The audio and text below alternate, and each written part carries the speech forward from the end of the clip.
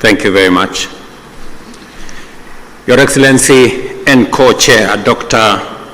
Emerson Dambuso Mnangagwa, Chairperson of Sadc and President of the Republic of Zimbabwe, Excellencies, Heads of State and Government of the East African Community and Sadc member states, Ministers responsible for Foreign Affairs and External Relations of EAC and Sadc, Secretary Generals of Sadc and EAC, distinguished delegates, esteemed guests, ladies and gentlemen, I will take this very early opportunity to sincerely thank my dear sister, Excellency Dr. Samia Suluhu Hassan, President of the United Republic of Tanzania, for hosting this joint summit.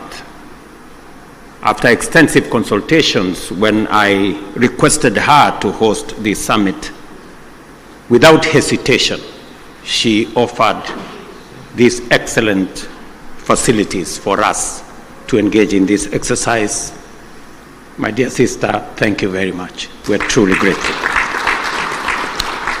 Equally important, I appreciate the efforts made by the two regions through their respective communities to mobilize with urgency and convene separate extraordinary summits in order to deliberate on the concerning security situation in the Democratic Republic of Congo. Excellencies, together,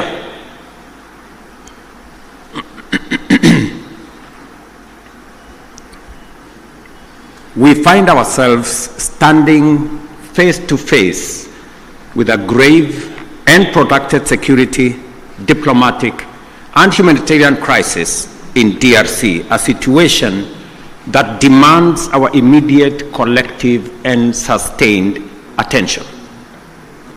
The east region of DRC has been engulfed in a devastating conflict for over 2 decades now, and this tragedy has claimed thousands of lives, displaced countless civilians, inflicted unbearable suffering and loss, and set back the development momentum of one of the most promising countries in the world.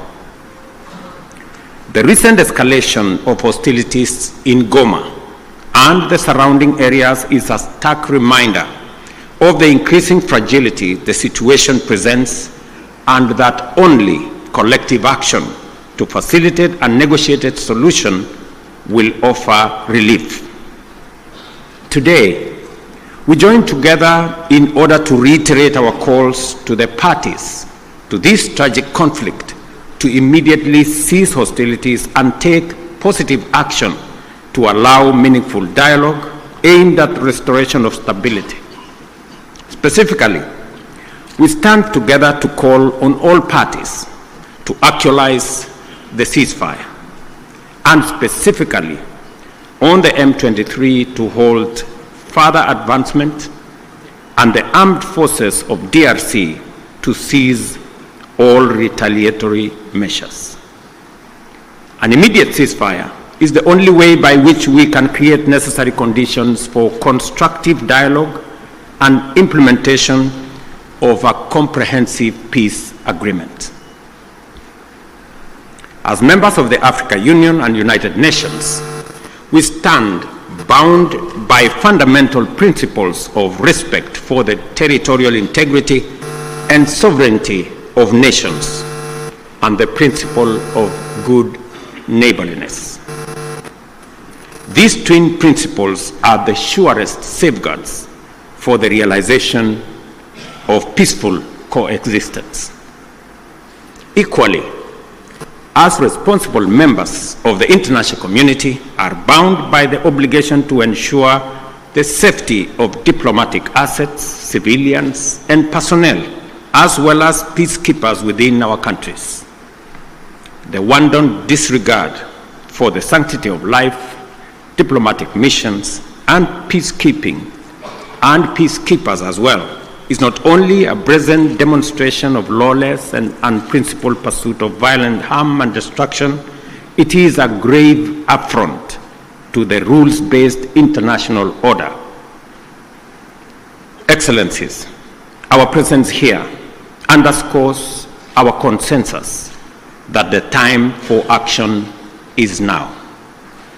The lives of millions depends on our ability to navigate this complex and challenging situation with wisdom, clarity of mind, empathy for the millions whose lives and livelihoods have been plunged into uncertainty, concerns for DRC's lost opportunity to accelerate its growth and development, and a steadfast commitment to peace and justice. A terrible yet indisputable act is that the humanitarian cost of the conflict in the DRC has been staggering. Millions of civilians have been displaced and many lives under the persistent threat of violence, including sexual and gender-based violence against women and children, and the recruitment of children to take part in combat. We have a historic opportunity to rise to our moral duty of making the protection of civilians our foremost priority, and of taking measures to ensure that the necessary resources and support are provided. For many well-known reasons, the situation in DRC implicates the broader global community. Therefore, we call upon the international community to step up and do its part in supporting regional efforts in delivering for the DRC, and critically collaborating with the government of the DRC to deliver support and security to those most in need. It is clear that the conflict in DRC is complex, delicate, protracted, and involves multiple actors pursuing different interests. The issues at stake span a wide historical, economic, and political spectrum, run back in time for many decades, and spill across national and regional borders. There is also a clandestine international dimension at work, whose persistent, cynical, and destructive effects must neither be underestimated or ignored any longer. For this reason, it is equally clear that such a conflict cannot be resolved through military means. We must resist the temptation to think that we can somehow shoot or bombard our way into a solution in the face of such a complex situation.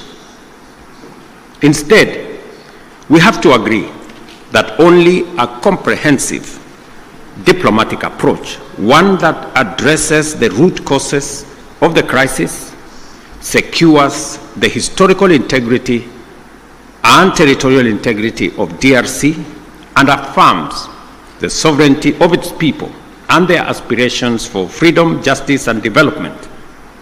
That is what will establish peace, and enduring peace at that, in DRC. Such an approach must also bring together multiple stakeholders, regional states, international bodies, political organizations, civil society groups, and the Congolese government itself, to dialogue and collaborate in order to explore, develop, and implement a lasting solution. Excellencies, I am confident that you agree with me that dialogue is not a sign of weakness. It is a testament to our collective wisdom and strength, both as leaders and as communities. It shows our capacity to articulate issues patiently and clearly, listen to each other, consult comprehensively with a common goal in mind, and negotiate patiently until we reach a better outcome than the bitter results of bloodshed. It is in this spirit that we must encourage all parties to put aside their differences and mobilize for engagement in constructive dialogue aimed at achieving the sustainable solution of conflict by peacefully addressing all underlying issues. I believe that we have a singular opportunity to build on the gains and lessons of Luanda and Nairobi peace processes. We have a historic opportunity as the broader neighborhood of the DRC to mobilize our collective will into a fused, single, and coherent initiative towards the resolution of this complex crisis. Such an approach will bring all our assets to bear and minimize the possibility of parallel initiatives that duplicate and undermine progress, including creating unnecessary competition as we strive for peace. My dear brothers and sisters, this calls for our unwavering political support. I therefore urge Your Excellencies at this extraordinary joint summit to deploy our best effort and muster our total commitment to facilitate a sustainable settlement that lays the foundation for a stable and prosperous democratic Republic of Congo. I dare say, Excellencies, the situation may be complex, it may be protracted, it may have been with us for years, but I believe the situation in the DRC can be solved, should be solved, and must be solved. For this reason, it may also be prudent for the consolidated single EAC Sadc initiative on this matter to be supported by a strong secretariat that can provide the necessary coordination, monitoring, and enforcement to ensure effective implementation of outcomes. The international community must stand in solidarity with the people of DRC during this time by aligning their support with this initiative. I conclude, Excellencies, by affirming our robust commitment to achieving sustainable peace and development and integration across the region.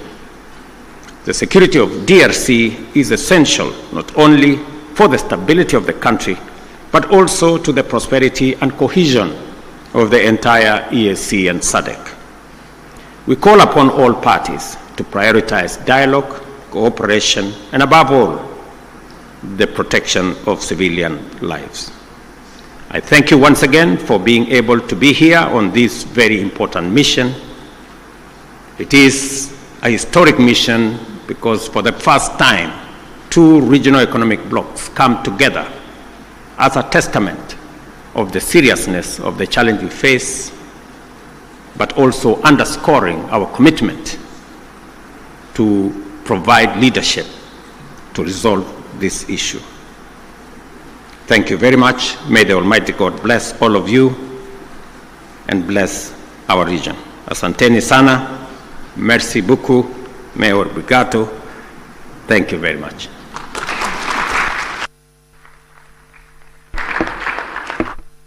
Thank you. Thank you, Your Excellency. Dr. William Samuel Ruto, CGH, President of the Republic of Kenya and Chairperson of the East African Community. We're now going to have another statement from His Excellency Dr. Emerson Dambuzo Mnangagwa, President of the Republic of Zimbabwe, who is co-chair to this meeting and Chairperson of the Southern African Development Community. Your Excellency, you may proceed to deliver your remarks. Thank you.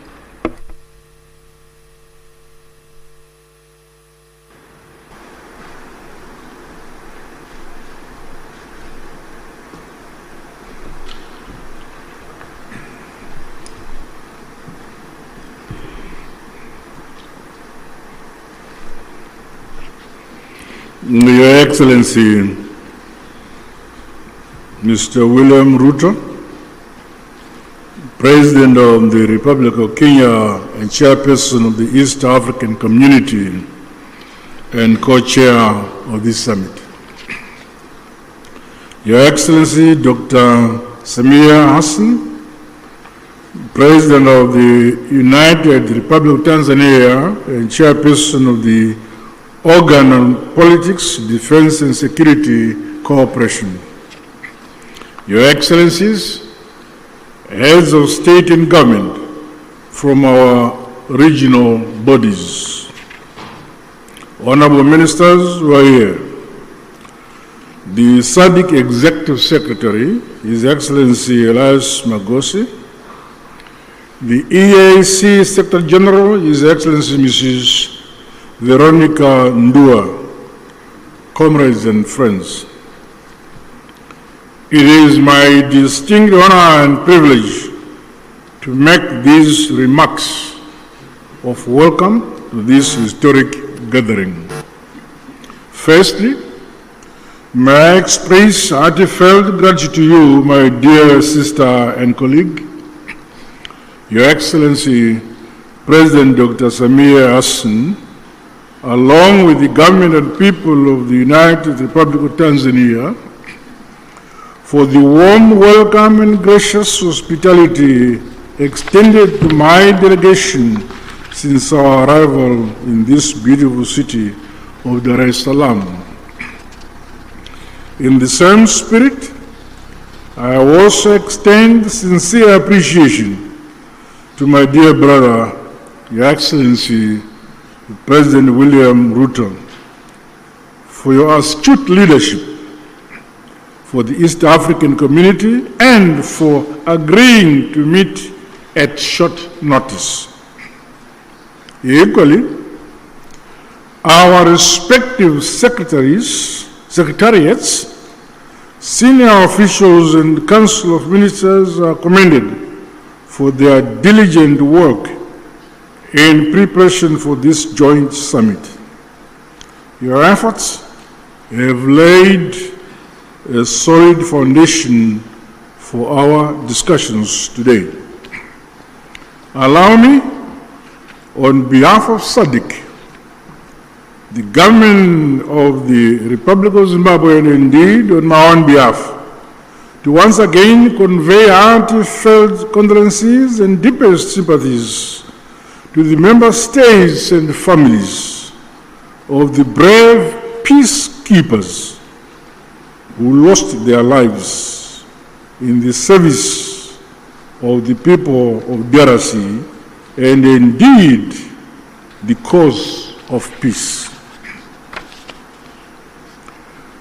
We also recognize the loss of civilian lives and livelihoods that has resulted from the increased insecurity and insurgency in Eastern DRC. Our prayers continue to be made for the affected families and the communities.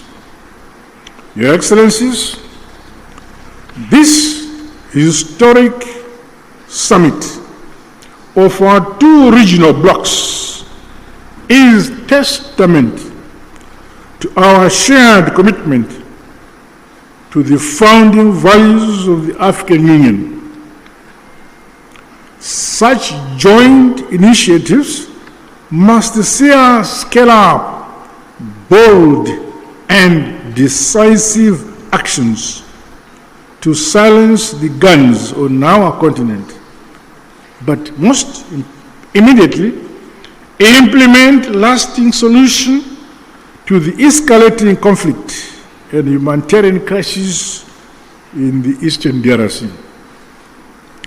Undoubtedly, ongoing instability, growing hostilities, and the ever-increasing number of internally displaced persons in the Eastern DRC has far-reaching consequences, not only for the people of DRC alone, but also for our regions and the African continent as a whole.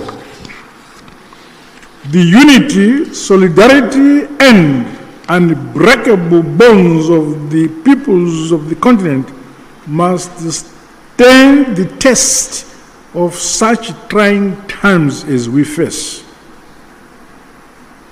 We must remain as solidly united as we were during the struggle for complete emancipation and independence of Africa from colonialism.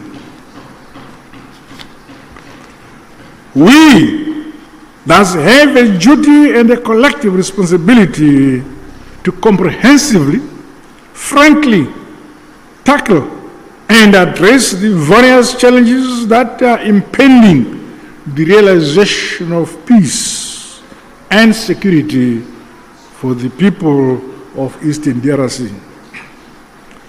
Drawing from our rich African values and heritage, and further emboldened by the spirit and letter of the United Nations Charter, the constitutive act of the African Union, as well as the treaties of both Sadc and the EAC, let us seize this opportunity to ensure convergence and a coordinated response which is mutually reinforcing towards one common objective.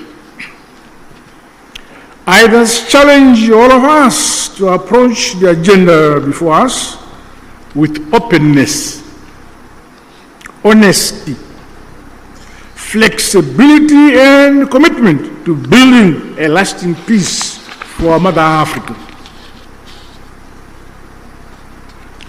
The all-encompassing interests of the people of the DRC must be at the core of our deliberations. Let us do much more to realize sustainable peace in our sister republic of the DRC in our lifetime. To date, Sadc notes and acknowledges the progress made under the Luanda and Nairobi processes aimed at silencing the guns, as well as facilitating dialogue among all parties to the conflict. This summit, therefore, should leap us forward towards a concrete roadmap to help resolve the ongoing crisis. As the leaders entrusted to nurture and facilitate unity, peace and development in this era, we cannot let the peoples of our regions down. Their hope is in us here. The Sadc bloc remains unwavering and committed to continue playing its part. With these remarks, I wish the summit fruitful deliberations. I thank you. Asante sana, Tatenda.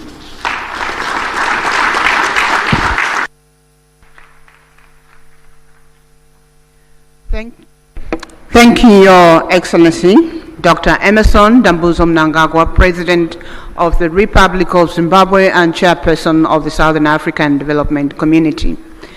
We are getting to the end of the official opening ceremony. May I please request that we have 2 rounds of applause for our co-chairpersons for those statements.